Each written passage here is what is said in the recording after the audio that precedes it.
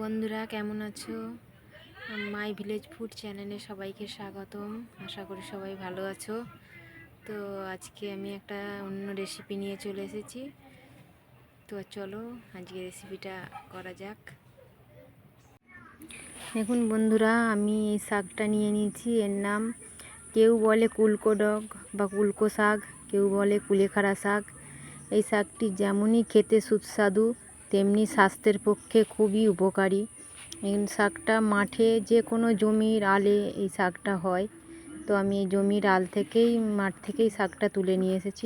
চলো ভালো করে রান্নাটা করব। তো আমি আলু আর ঝিঙে কেটে ধুয়ে নিয়েছি। এবার উনুনে কড়াই বসিয়ে দিয়েছি। দেখুন তেল দিয়ে দিয়েছি। এবার অল্প তেল দিয়ে ঝিঙে আলুটা একটু নেড়ে নেব। নুন হলুদ দিয়ে দিয়েছি, আমি দেখালাম না। নুন হলুদ দিয়ে ভালো করে একটু নেড়ে নেব।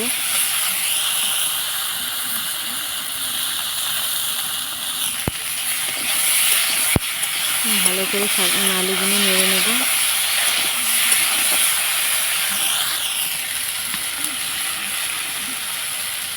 দেখো নাড়া হয়ে গেছে। এবার শাকগুলো দিয়ে দেবো।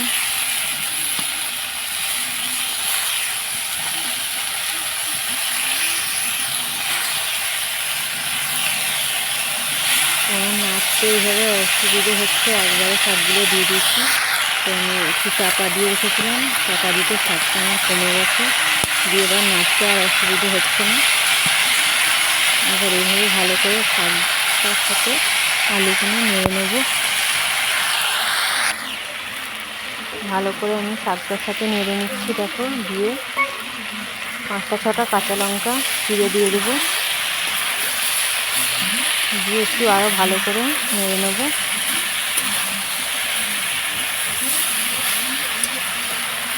ভালো করে নাড়তে আমার শাকগুলো কেমন কমে গেছে, বেশ ভাজা হয়ে এসছে।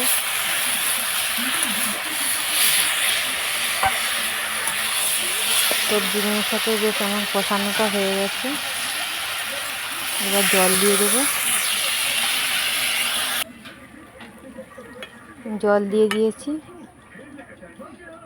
এবার থালা চাপা দিয়ে দিলাম।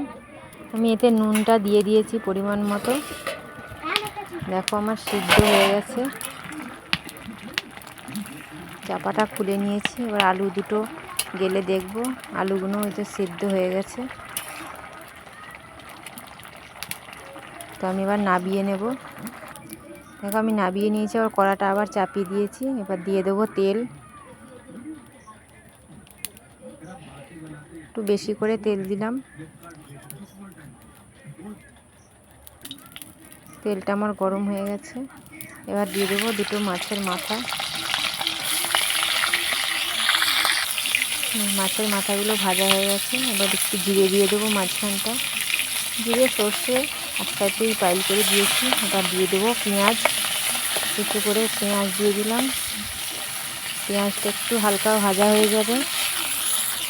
এবার দিয়ে দেবো রসুন, একটু ছিলে থেতো করে নিয়েছি, সেই রসুনটা দিয়ে দেবো। দিয়ে একটু ভেজে নেব। ভাজা হয়ে গেছে। এবার শাকের তরকারিটা ঢেলে দেবো।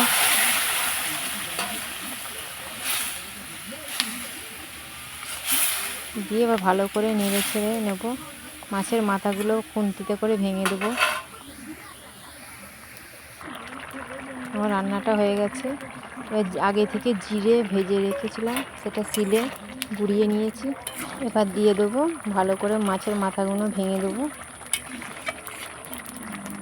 তো আমার এই রান্নাটা ভালো লাগলে সবাই লাইক, কমেন্ট এবং সাবস্ক্রাইব করবেন। এবার এই রান্নাটা এই পর্যন্তই। আবার দেখা হবে অন্য রান্না। আজকের মতো সবাইকে টাটা। সবাই ভালো থাকবে, সুস্থ থাকবে।